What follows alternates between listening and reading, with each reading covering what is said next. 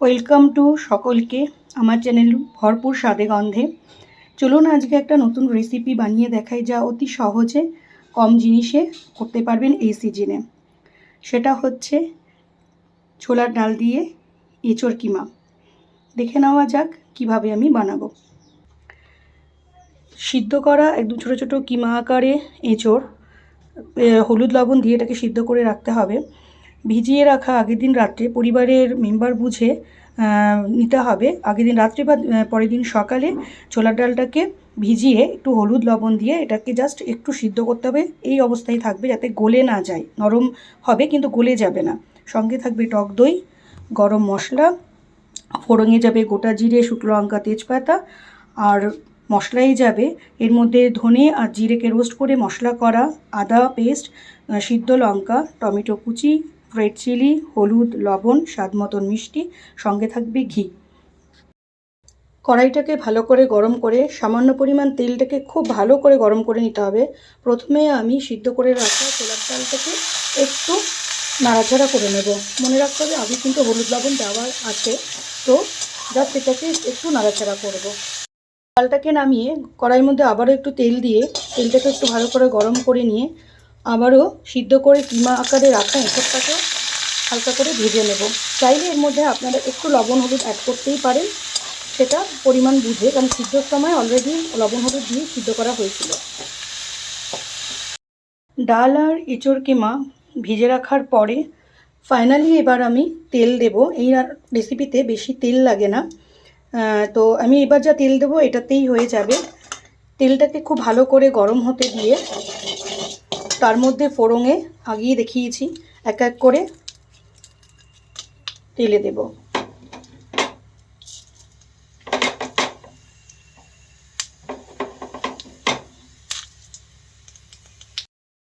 ফোড়নটা ভালো করে ভাজা হলে প্রথমে দেব টমেটো কুচি,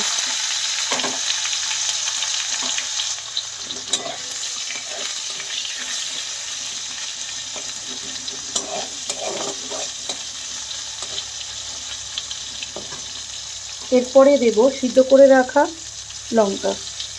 চাইলে আপনারা লঙ্কা পেস্ট করেও দিতে পারেন। তারপরে দেব গ্রেট করে রাখা আদা। সবগুলোকে একসাথে ভালো করে মিশিয়ে এটাকে একটু সময় নিয়ে ভাজতে হবে। যখন কাঁচা মশলাটা আমার মোটামুটি অলমোস্ট ডান, এর সঙ্গে একটু জল দেব যাতে লেগে না যায়। একটু জল দিয়ে এটাকে ভালো করে মিশিয়ে এবার এর মধ্যে আমি দেব আগে থেকে রেডি করে রাখা শুকনো মশলা,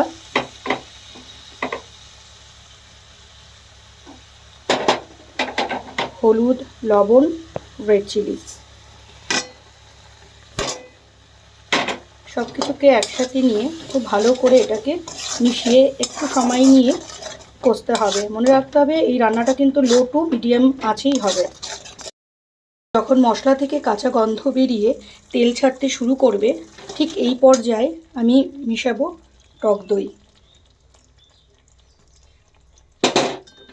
দইটাকেও খুব ভালো করে মশলার সাথে মিশিয়ে দিতে হবে, আর দইয়ের যে একটা কাঁচা গন্ধ সেটাও যেন না থাকে। যখন আবার মশলা কষানো অলমোস্ট ডান, ভালো করে মশলাটা মিশে গিয়েছে, কাঁচা গন্ধ বেরিয়ে গিয়েছে, তখন আমি এসব মধ্যে মেশাবো আগে থেকে হালকা করে ভেজে রাখা কিমা আর ডাল।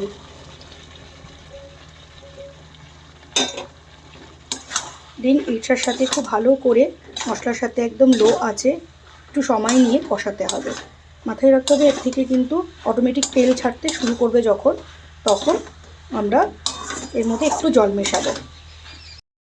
দেখুন ভালো করে কষে গিয়ে যখন তেল ছাড়তে শুরু করেছে, তখন এর মধ্যে আমি এক বাটি মতন একটু জলকে অ্যাড করব, আর চাইলে স্বাদ মতন একটু লবণ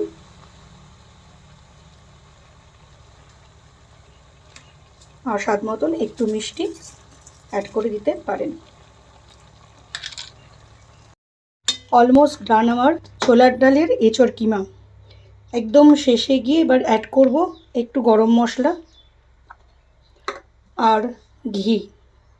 চাইলে আপনারা গ্যাসের ওভেন বন্ধ করেও অ্যাড করতে পারেন, আইদার একদম লো করে এটাকে অ্যাড করে একটু মিশিয়ে নিতে পারেন। আর আমি স্কিপ করে গিয়েছিলাম, চাইলে আপনারা গার্নিশের জন্য একটু কাজু, কিছু কিশমিশ মেশাতে পারেন, তাতে করে আরেকটু বেটার আসবে। তো আজকের আমার এই রেসিপি ছোলার ডালের এঁচোড় কিমা, যেটা খুব সহজে অল্প জিনিস দিয়ে বাড়িতে এই এঁচোড়ের সিজনে বানিয়ে ফেলতে পারবেন। আর এটার সাথে তন্দুরি আইটেম যেমন রুমালি রুটি, হাতে করা রুটি, নান, পরোটা দিয়ে খেয়ে সকলে একবার আমায় একটু জানাবেন যে কেমন লাগলো, কতটা সুন্দর খেলেন, সেই আশা রাখলাম।